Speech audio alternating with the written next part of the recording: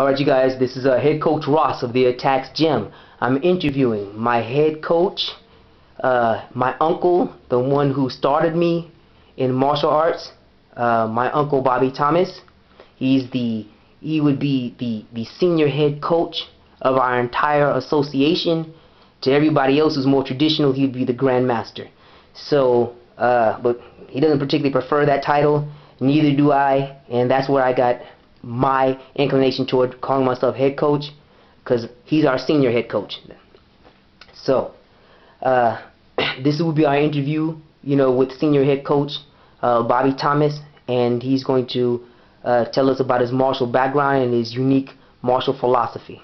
How you doing, head coach? Great. So that's what I'd like to hear. So, Uncle Bobby, how old were you when you started martial arts, and what started you in training? I was 17. 17. I was curious. I tell you what I was doing. I was reading a Superman magazine. And on the back of that magazine, there's a guy in a black gi pants and a white top, had a black belt on, had a mask, and it said, "Defend yourself." Wow, what is that, man? I want to do that kind of stuff. I read the entire magazine. So I heard that there at the Memorial Gym in San Diego, there was a class going on there. Yes, sir. So myself and a couple of buddies went there, and we were watching this guy, and I said, "Yeah, man, that's what I want to do, that kind of stuff." And so we were in there, and we really didn't know what we were doing. We were reading books, And so I sent for this magazine's $1.25. That's what it cost. $1.25. And so I didn't know anything about a money order. Sure, how dumb I was, man. So I took $1.25 and put it in the envelope, and mailed it. And about a week or two later, I came back in this plain brown wrapper, and there's this magazine. All right. So we pooled our knowledge. We hung out there. I guess probably about a year that we hung out at the gym. And we were just smacking each other around, and they had no idea, man. So finally, that whole thing busted up. And I said, man, I'm really interested in this kind of stuff, but where do I continue? So I'm going through the yellow pages and all that kind of stuff, and I find all these different schools, and I said, okay, I'll go take a look and see, Mm-hmm. So I I went to Master Jung Lee's school. He was on 36th and University at the time. This is 1969. 1969, yeah, folks. 1969. See, yellow pages. There wasn't no Google back then. We had to actually do work. Okay. So I went there and I said, I didn't particularly care for that. I visited a couple of the schools, but it just didn't feel right. Mm-hmm. So I went to another school. It was on 4th and Washington, in downtown San Diego. Yes, sir. And so I talked with the guy. I said, hey, I don't have a job. I said, maybe I can clean up your school. He said, okay, fine. So he gave me a 6-month scholarship. All right. So I'm cleaning up the school, and I'm cleaning the windows and all this kind of stuff. And he says, here's the deal, though. He says, you have to be a good citizen, and you have to do well in school. Well, even God knows I wasn't doing well in school. So at the same time, I'm going to his class, mm-hmm. and every morning I'm going to school. I'm just going there. I'm not learning anything. I'm just going there. So I'm goofing around. I'm talking back to the teachers and all this kind of stuff, man. And so my counselor, Miss Giovinazzi, she sends me down to her office. She says, "You go down there and you wait there." I said, "Oh man, here we go again." I'm sitting there like this, So I see this wingtip shoe walk in, and this cane, this black cane, and so I look up like this. And it's my instructor, Mr. David Cardenas. Oh. I said, oh, man. He says, you didn't know I was a teacher, huh? I said, oh, man, no, I didn't, So we talked, and he says, okay. He said, I'll tell you what we're going to do. He said, you think you're so tough? He says, we're going to go in that bathroom. He says, you walk out first, you do what you want to do. If I walk out first, you do what I say do. I know I couldn't beat this man up. You know? I said, hey, whatever, man. You know, what do you want me to do? You know? He said, the first thing you do, I want you to get rid of both of those knives in your pocket. I said, how do you know I got 2 knives? You know? And nobody will know anything about you if you don't brag about it. Yes, know? sir. So I got rid of the knives. He said, okay, now this is the deal. He says, you're going to go to school every day. You're going to pay attention.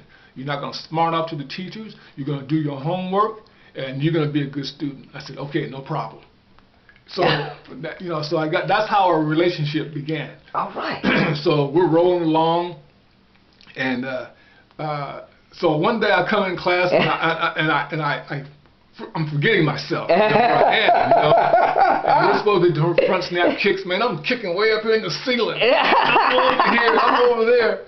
And he says, what are you doing? I don't know. So he said, okay, he said, you need to settle down. You need discipline, focus, and direction, you know. And it was more than just how to do a proper kick or block or punch. Mm-hmm. In life, in general, you know. So the first time he invited me to his home with his family, man, I saw books. I was going from book to book. What's that? Asking him all kinds of questions. You know, his wife was a teacher also. Ah. And I was just glad, you know. All right. So we talked, and he said, hey,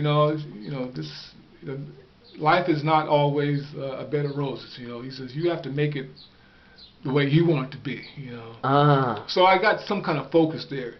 And the beautiful thing is that after school, I'd catch that number 17 bus. The same one. Same one. Right from Horton Plaza. Yes, sir. La Jolla and back. And I did that, man, and it was a journey that I'll never forget. We went there, we worked out Monday through Thursday, Saturday mornings. I was there most of the day, and then Sunday sometimes I'd be at his house, and we were talking and doing this and just talking, you know. Mm-hmm.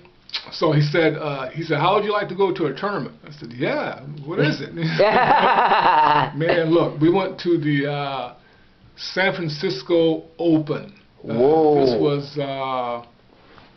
This was March 3rd, 1969. Yeah, March 3rd. Is this the same San Francisco Open, the old school Kung Fu gala, you know, with the Wongs and everybody? I don't know. All I know is when I walked in the door, I saw a guy go flying that way. So wait a minute, man, I don't know if I want to do that. So went in there and, you know, did my little part, and I had 8 fights. And so my 9th fight, oh man, my big toe, my right foot was swollen, it was throbbing, and that guy stepped in my foot. I said, oh man. You know, that was my first taste of tournament. And then from there on, kept on training, and it was on a roll, you know. Mm-hmm. But again, the beautiful thing about this whole thing was that it kept me off the streets. It gave me something positive to do. Yes, sir. And once I became interested in all the different languages, Japanese, Korean, it took me away, man. Yes, sir. That's all I wanted to do. My buddies were out fixing cars and robbing the store and all this kind of stuff. You know, I got a book. You know, I'm reading. You know. Yes. And this was when Green Hornet. Oh yeah, out, Kato, yeah. And I said, man, I gotta have some of that stuff, man. You know, every Friday night, 7 o'clock, Channel 6. I was right there. I was right there, man. And so we kept on going like that, and then going to competition and learning more about myself and learning about how to get through life and just deal with people. And that was how I got started, pretty much. That is an amazing story. Is that why? Is that where all that that insistence that you had when you put on me and Anthony, Kenpo OG, Mm-hmm. Always go to school, always read your book, always be always inform your mind. Is that where that started from? Absolutely. Anyone who loves you and like to see you succeed will always tell you to do the right thing. So it's passed down from generation to generation. Do the right thing. Get an education. Stay out of trouble. Yes, sir. You know, life can be good, and it's true. Life is what you make it. So that's exactly how it goes. That is beautiful. You know, so now you've gone through, you've gotten your good taste. You know, your first tournament, 9 fights in your first tournament, old school style, but basically bare knuckles.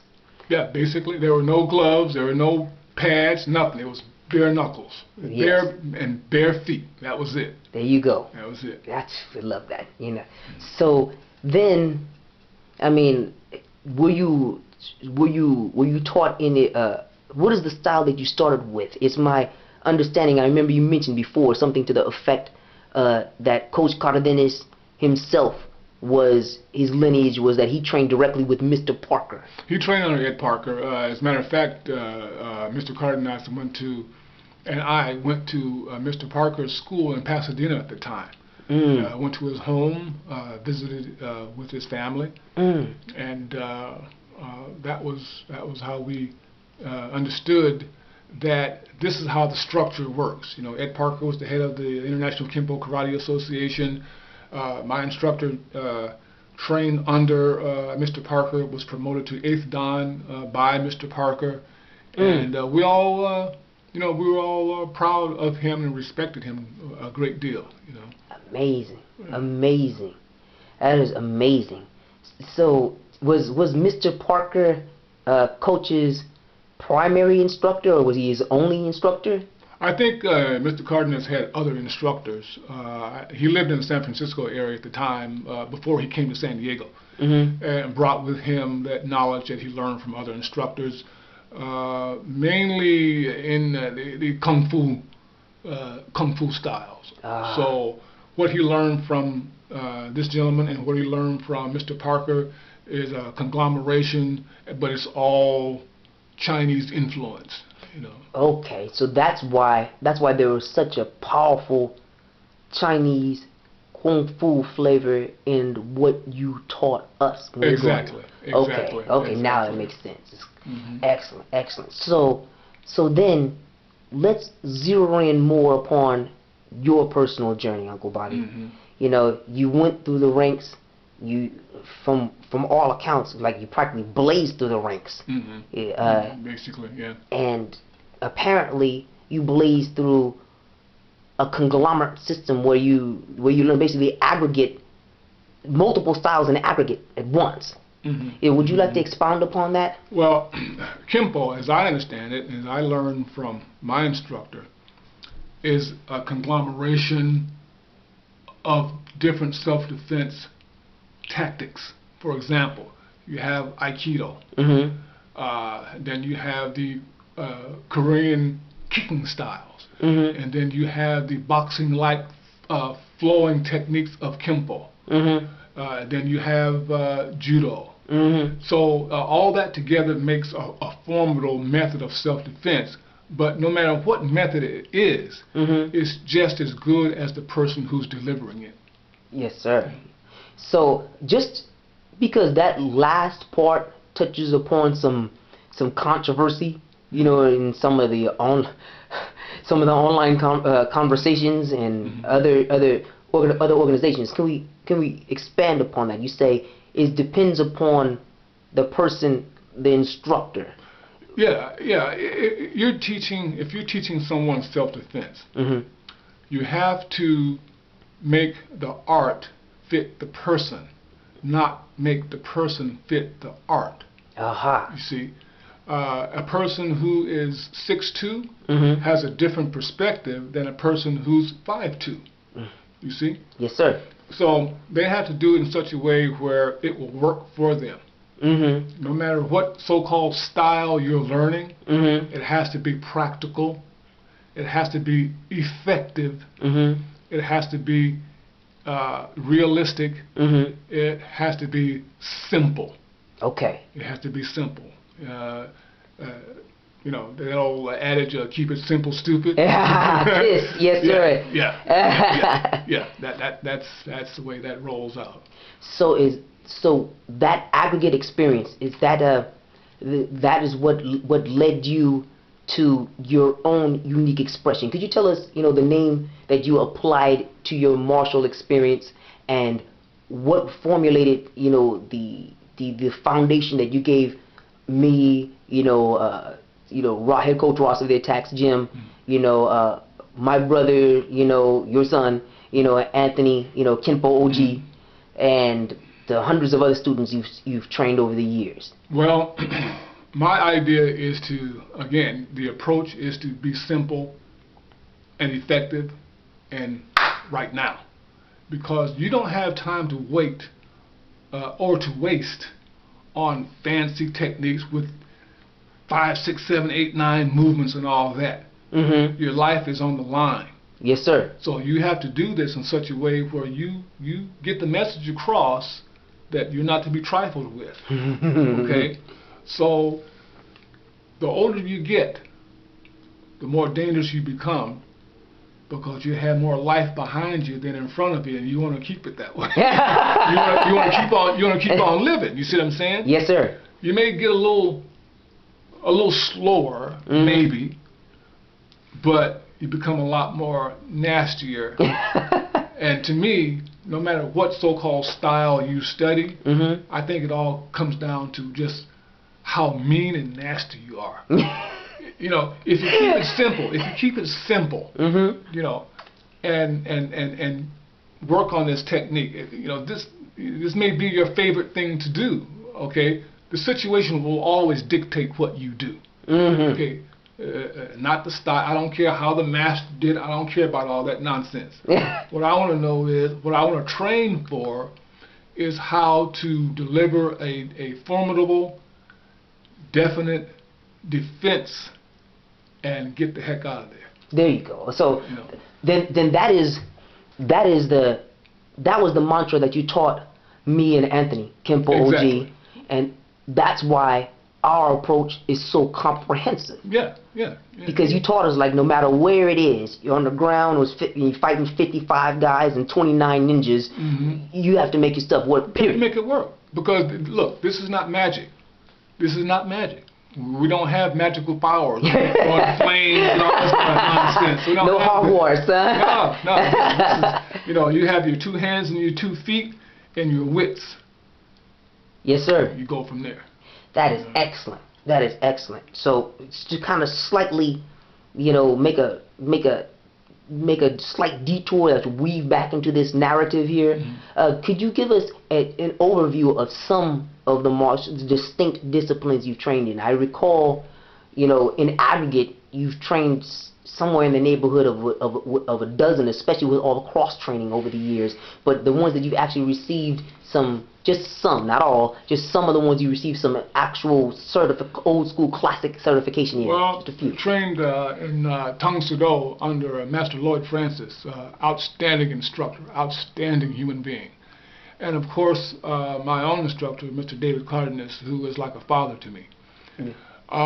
So those 2 gentlemen are my primary instructors. And what I did was I looked at this from a realistic point of view and said, now how can, because of my structure, my physical structure, how can I make this work for me, and at the same time I can not put myself in danger. You see what I'm saying? Yes, sir. So I learned the basic different kicks and blocks and punches and so on. And I said, okay, well, let's be realistic about this, because I've seen people on the street fight. I've seen people use broken bottles and knives and sticks and all this kind of stuff. And I thought, in some schools that I've seen, the techniques against different weapons and different punches and so on, I said, that wouldn't work. That would not work. My instructor gave us techniques, or gave me tools, or basic tools, to where you can say, okay, here's what you could do with this technique here. You know, you block, you strike, elbow, thumb, you control, pull the person down. That's it. You know.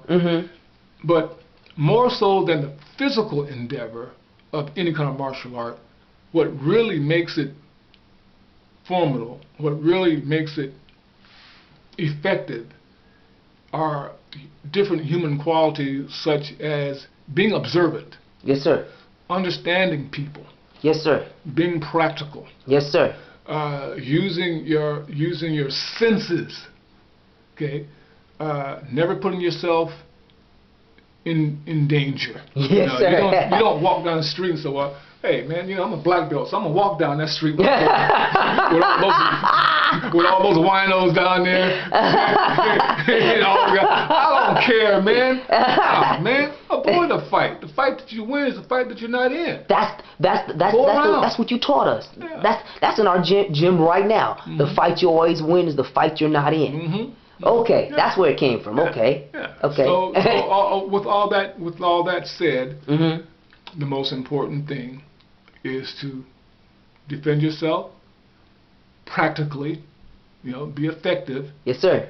And get the heck out of the way.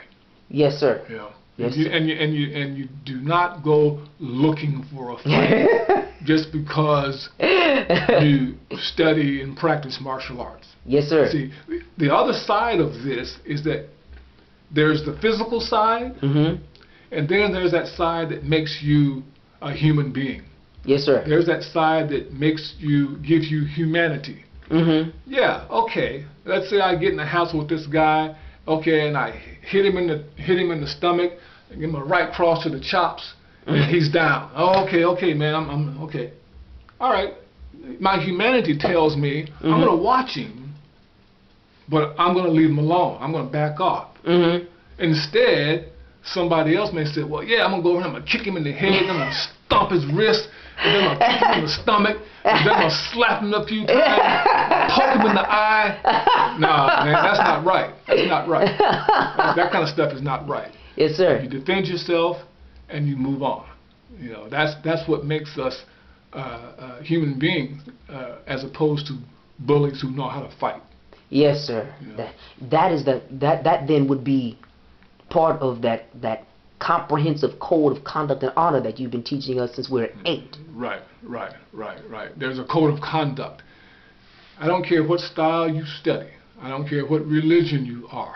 I don't care about any of that kind of stuff.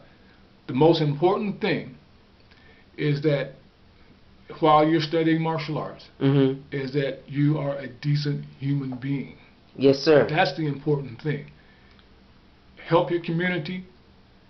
You help yourself. You do what you can do to defend the weak and the helpless. You're loyal to your family. Yes, sir. Those are the things that count. Yes, sir. Incredibly honorable. Without getting too much into this area I'm about to give you right now, because this question I'm about to ask you right now could form the basis for a whole nother interview. Sure. But would you say that your experience in the military reinforced the perspectives that you just gave to us? Yes, because the martial arts are military. Martial means war. Yes, sir. Art, the way of creating war in such a way where you're going to come out on top. Yes, sir. Okay. When in a school you have a senpai who's the senior or the junior student, let's say. Yes, sir. But they get everybody to line up in class. You get your class going. You have rank. Yes, sir. That's military. Yes, sir. In a lot of schools, you have to address all the dons, the black belts, address one another as sir. This builds a foundation of mutual respect within the school. That same respect you take outside of the school. Yes, sir. Okay, I have, let's say, a senior, a gentleman here who's elderly. Yes, sir. Well, I respect that person as well as I respect a 3-year-old. Yes, sir. Why? because they're human beings. That is amazing, sir. Is that where the credo that you taught us, the whole emphasis on community service, is that where that came from? I think yes, it is. To be a part of a community, to be a part of something where everyone tries to live in harmony. Mm-hmm. Okay, the world does not need another fool. Okay, that's why we all have to do the best that we can to be part of a solution mm-hmm. rather than part of the problem. Yes, sir. See? Yes, sir. So it's important that when you study martial arts, you also study and take up humanitarian causes. Yes, sir. If you see a child in the street, encourage the child to get back on the sidewalk. Yes, if sir. you see an elderly lady across the street, she needs help. Help that person. Yes, sir. These are the things that we all want to be. We want to be this way. Yes, sir. But sometimes some of us come up in such a way where it's not a part of our growth. Yes, sir. Allow me to expand upon it for the viewers of the Attacks Gym Network.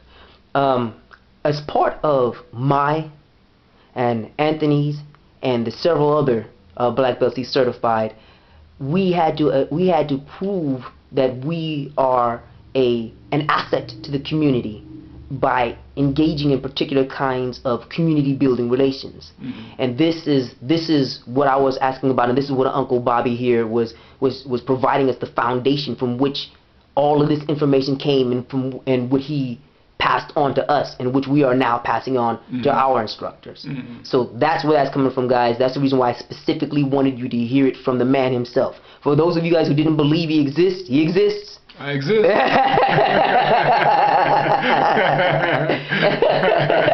Alive and well. Yes, sir. And he's contemporary with a number of other individuals whose names ring out. Chicken Gabriel. Good man. We'll just throw some name associations out there. Ray Leal, Big T, John Turnage. Yes, sir. Their instructor, Mr. Dick Willits. Hey, Mr. Dick Willis. Yes, sir. Todd McElhaney. Yes, sir. Oh man, there's so many more. Oh God, there's so many more people out there, man. Yes, sir. The guys from American Kenpo Karate here in San Diego. Of course, Master Francis. Yes, sir. And all the guys, all the dons under him. Fantastic people. Fantastic people. For those of you who don't know who he's referring to, he just referred to as a collective group, about 100 well-known, instructors, heads of organizations, individuals of master rank, and higher. So that's for those of you who don't have any idea about Kenpo's history, about karate's history, or about particularly these turbulent times we're referring to here.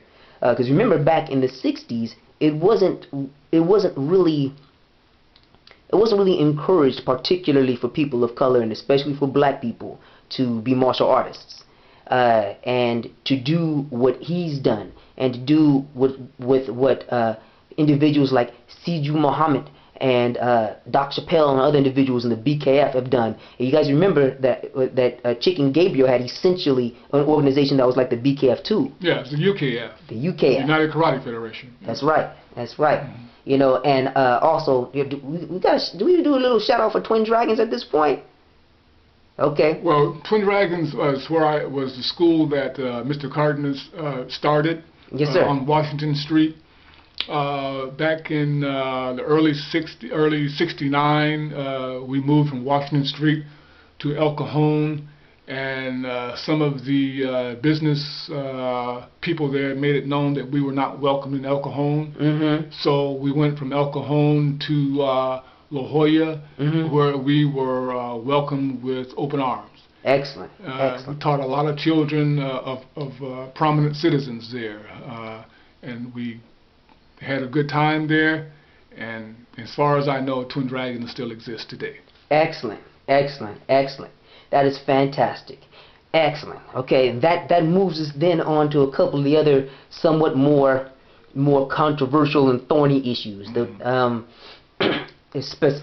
online in various major forums, the opinions that I've advanced, which I've learned from you, Mm-hmm. have run into all forms of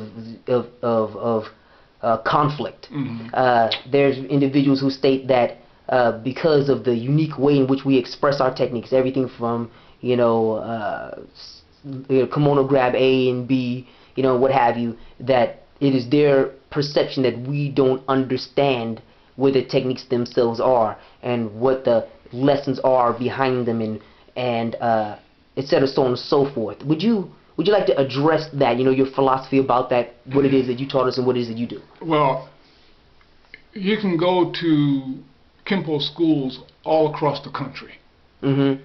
and there will be some varying differences. Yes, sir. Everyone is perfectly free to express a technique in the way they want to express it. If they want to call it something different, that's okay. Mm-hmm. If you have a school, let's say a federation of schools, and they all do kimono grab A, let's say the same way, great. Mm-hmm. But if I choose to do a technique differently, Mm-hmm. it's just an option, that's all. So people should not fear that I'm somehow taking something away from the Kenpo flavor. Mm-hmm. Because the word Kenpo really is a misnomer. It means fifth law. Yes, sir. It means fifth law. So however you wish to express that law, however you wish to work that technique, Mm-hmm. then that's how you see it. And if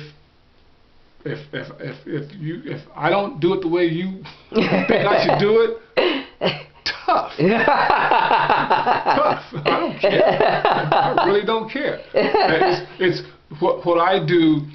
What I'm looking for is practicality. Yes, sir. Okay. Fifth law. I'm punching, I'm kicking, I'm elbowing, so on. I got the point across. I got the message across. Yes, sir. Okay. Tang Sudo means China hand way. Yes, sir. Taekwondo means hand foot way. Yes, sir. So it all comes back to the reference of using the hand and the foot. So how you use the hand and the foot must be a practical manner.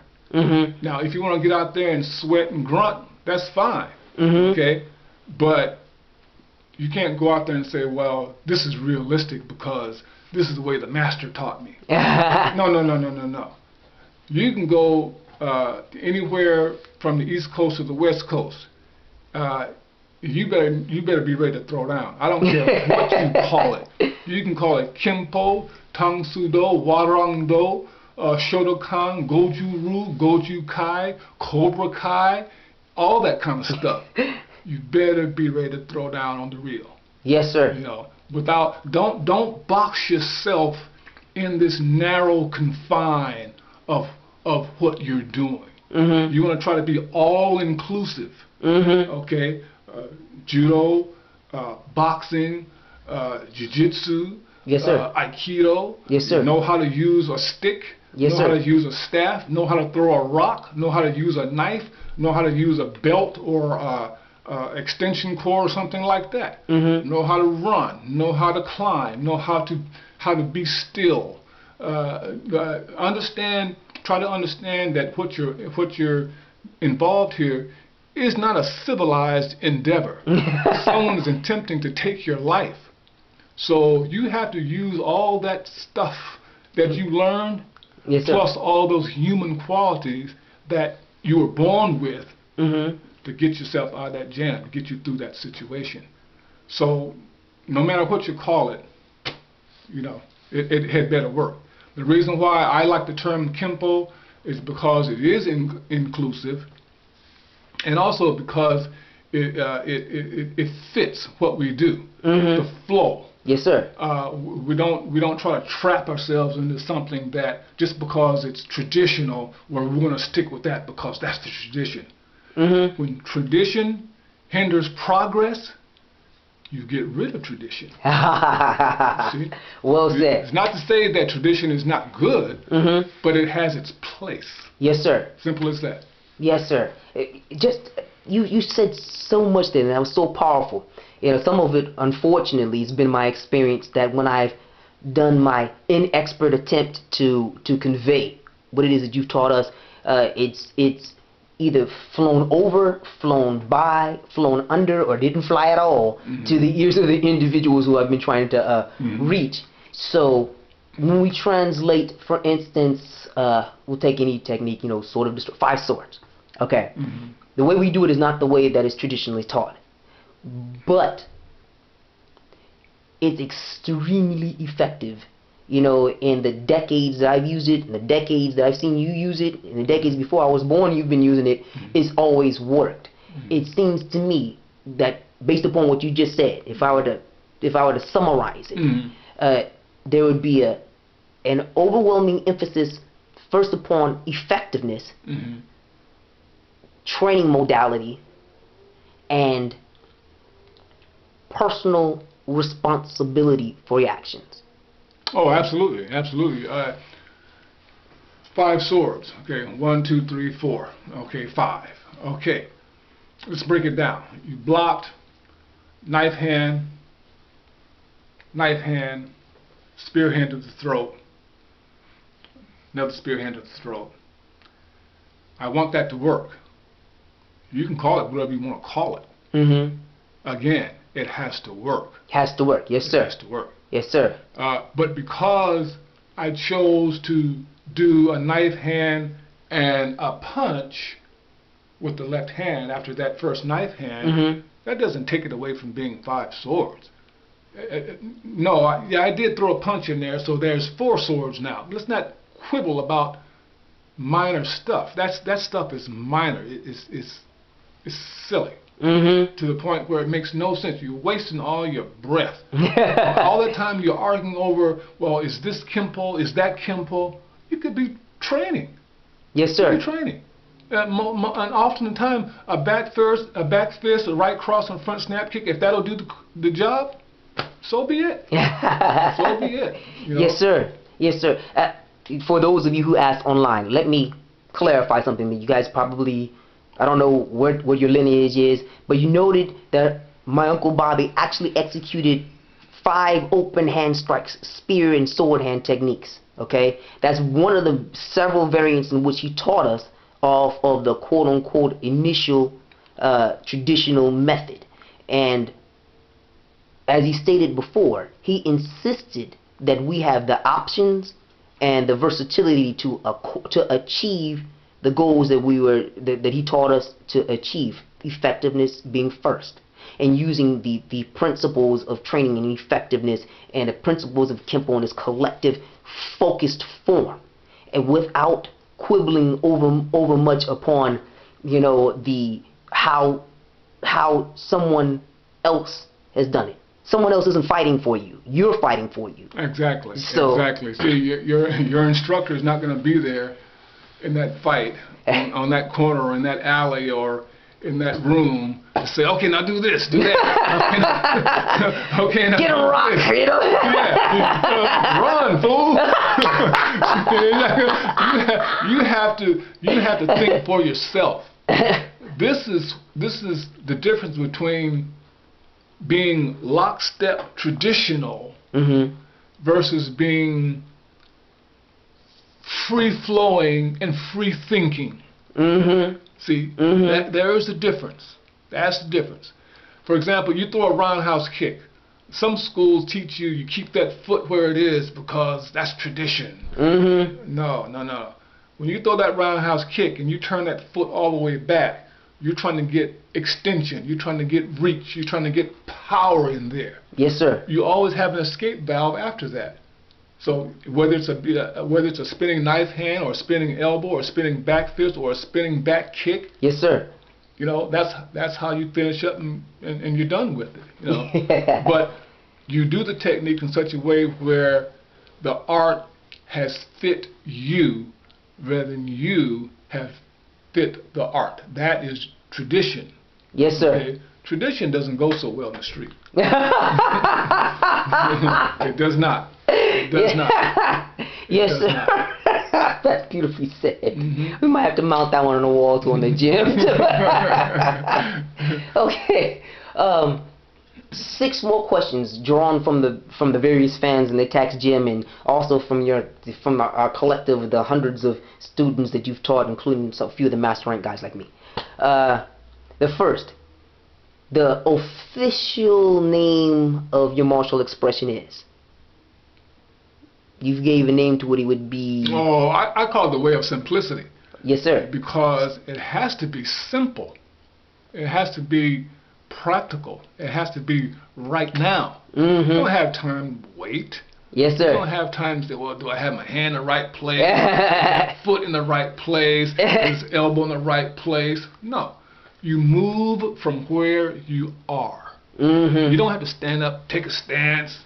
Okay, come on. No. You move from where you are. Yes, sir. You know, that's how you do that.